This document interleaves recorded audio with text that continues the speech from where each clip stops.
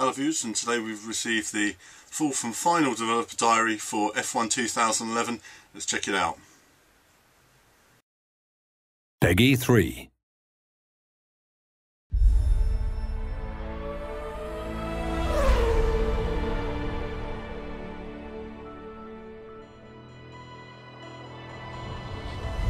Welcome to the fourth developer diary for F1 2011.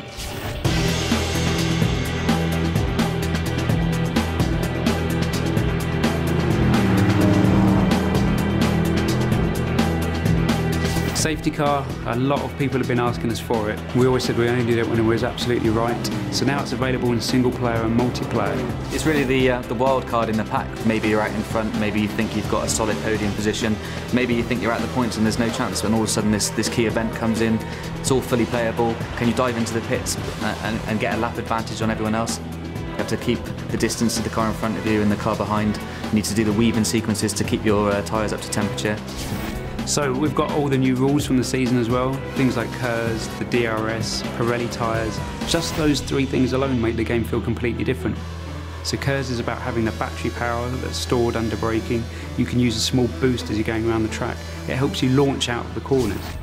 DRS is about stalling that rear wing, changing the drag value on the back so that you can travel at a higher speed. You're really using this predominantly in a race as an overtaking tactic. Pirelli tyres we're mentioning because it's making such a huge difference to the racing this year. The degradation is really interesting. Last year when you were in a qualifying session, you could go out and just keep putting in lap after lap until the tyres completely wore out. This time around you get 2 or 3 really good laps out of them and then they kind of flatline before dropping off a cliff.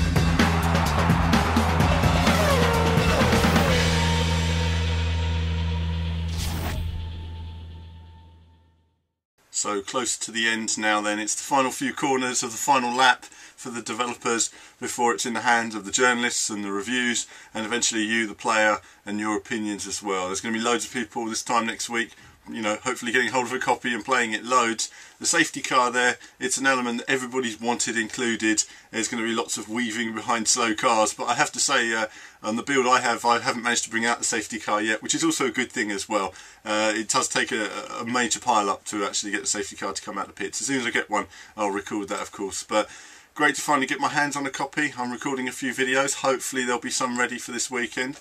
And like you say, it's good to hear the developers who are passionate about F1 have put everything that they can with the resource they have in the time they've had. So certainly there's been a lot of development this year in making it the game gamers wanted for and asked for as well. So lots of things to look forward to on that, and I'll be revealing some of that on my upcoming videos. Next is a trailer for the PlayStation Vita version of F1 2011. Let's take a look at that. Peggy 3.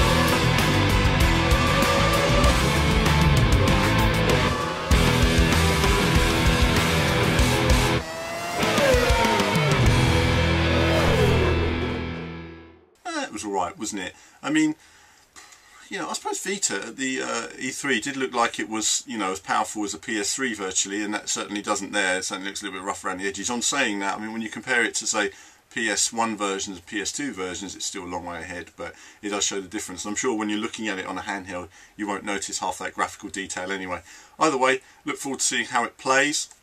That's the key thing. Look forward to getting a hands on the Vita. So that's it, just an early look at that for now. I'm going to crack back on with my F1 videos, and I'll see you all soon.